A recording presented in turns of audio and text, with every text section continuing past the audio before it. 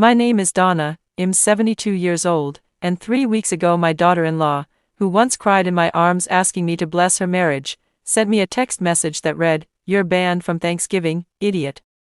Stay home and rot." I stared at that message with my old trembling hands, not because her insult hurt me, but because I knew something she didn't. I was the one paying every bill in their lives. The house they lived in, the utilities they used, the medical insurance my son bragged about, the car they drove, the one she took selfies in like it belonged to her, even the college fund for my grandson. All of it I paid for.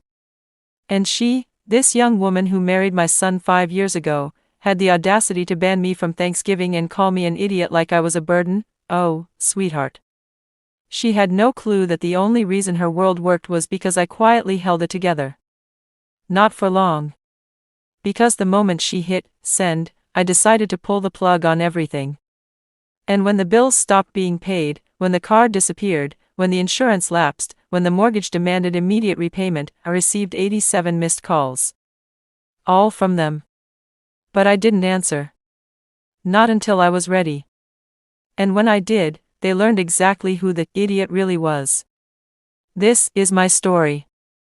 I raised my son, Michael, alone. His father passed when he was 10, and I worked 2 jobs, cleaning houses during the day, sewing dresses at night, anything to keep a roof over our heads. By the time he was 30, Michael was smart, hardworking, steady. But he always carried one flaw: he wanted love so deeply he ignored red flags the size of billboards. Enter Serena, the daughter-in-law from polished hell. Pretty, sharp-tongued, smiling in front of people and sneering once their backs were turned. She worked hard to impress Michael's friends but never made the slightest effort with me. On the day he proposed to her, she hugged me and whispered, "Don't worry, Donna. I'll take good care of him." What she meant was, "I'll take everything you built." But I stayed polite. For my son. They moved into a small rental after their wedding. Within a year, they were drowning in debt, Serena's debts, mostly. Shopping, vacations, online courses she never finished. Michael came to me with shame in his eyes and said, "Mom, can you help? Just until we get back up," and I did. I helped them buy a modest house in my name. I covered the utilities when Serena refused to work for peanuts. I paid for their car insurance because it kept lapsing. I even helped repay her credit card debts once, thinking it would help them start fresh. But instead of gratitude, Serena developed expectation. It wasn't, "Thank you." It became, "Well, Donna should be paying it. She has the retirement money." Yes, I had retirement money, but not because I was rich. Because I worked for 50 years without taking a breath. Every month I paid, and every month her entitlement grew. It was 3 days before Thanksgiving. I woke early to bake a pecan pie, a recipe that had been in my family since before I was born. I planned to bring it to Thanksgiving dinner at their house. At 8:14 a.m., my phone buzzed. A message from Serena. I wiped my hands and opened it. "You're banned from Thanksgiving, idiot. Don't come. You make everything awkward and your pie tastes like dirt. Stay home." I read it twice. Idiot, banned, my pie. The same pie she once asked for seconds of. My son didn't call. He didn't even send a follow-up text. Nothing. Silence. For the rest of the day, I sat alone in my living room, staring at the walls of the home I had worked for. My cat curled beside me. A hot ache settled in my chest, anger, yes, but more than that, betrayal. I had always believed family protects family. But now I understood, they only protected me as long as my money protected them. And the moment they felt secure, they kicked me aside. But I didn't cry. I didn't argue. I didn't beg. I simply stood up, walked to my filing cabinet, and pulled out a folder labeled, Bills v. Ownership. Everything was in my name. Everything. They thought they were independent. They had forgotten who held the strings. And that was their mistake. On the morning of Thanksgiving, instead of baking another pie, I sat at my kitchen table with a cup of tea and made a list. Mortgage, cancel autopay. Insurance, cancel. Utilities, reassign or shut off. Car loan, reclaim. Credit line, freeze. Joint account, close. Emergency savings I kept for them, transfer back. It took me 2 hours. 2 calm, quiet, delicious hours. I smiled while doing it. By noon, I received my first call. Then my second. By evening, I had 87 missed calls. It was like music. Mom, call me back. Donna, did you touch something?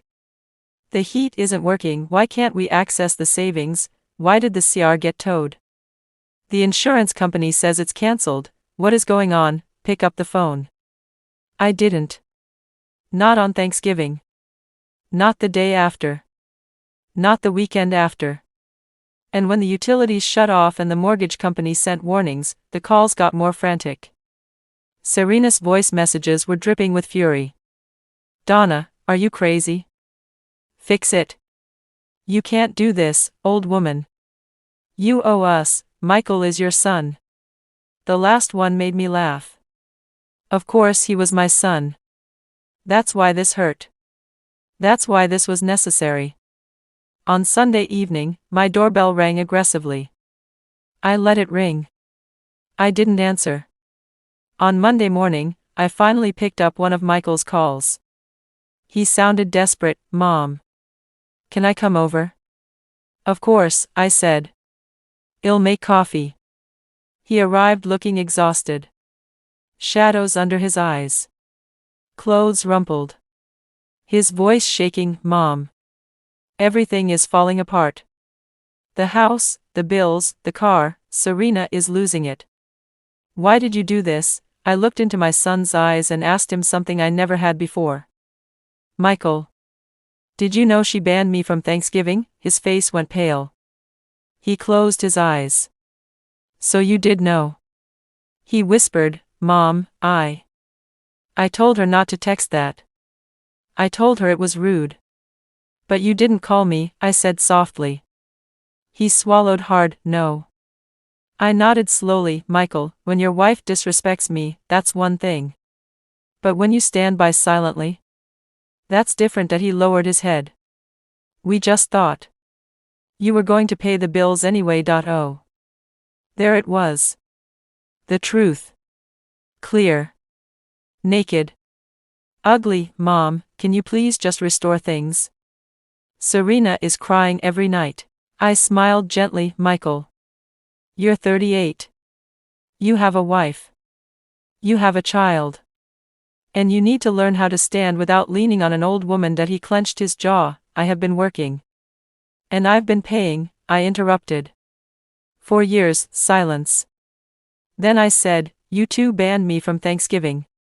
But really? You banned me from your lives a long time ago. You only kept me as long as I was useful. Mom, that's not. I raised a hand. Michael, I love you. That will never change. But I refuse to finance disrespect. Tears filled his eyes. Mom. What am I supposed to do? Be a husband, I said. Be a father. Be a man. Figure it out. 2 days later, Serena herself showed up. She banged on my door like she was demanding entry to her own home. I opened the door a few inches.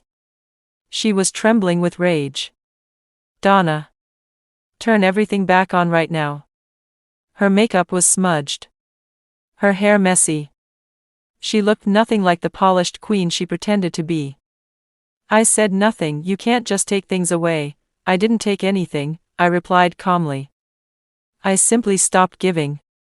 Her face twisted. You ruined our lives. No, I said. You ruined your own when you mistook kindness for weakness. She screamed, we needed that money. Yes, I said softly. And you should have been grateful, not cruel, she scoffed and spat out, you're pathetic. No wonder your husband died early. Before she could finish, I closed the door. Quietly. Slowly. Without a word. I locked it. She banged. She screamed. She cursed.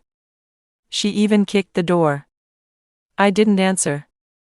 And eventually, she left. The bills stayed in their names. Nothing returned to normal. Within 3 weeks, Serena had to get a job. Michael picked up extra shifts. They downsized their lifestyle drastically.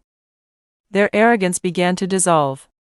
And one afternoon, Michael returned, not to beg, not to yell, but to apologize. Mom, I'm sorry.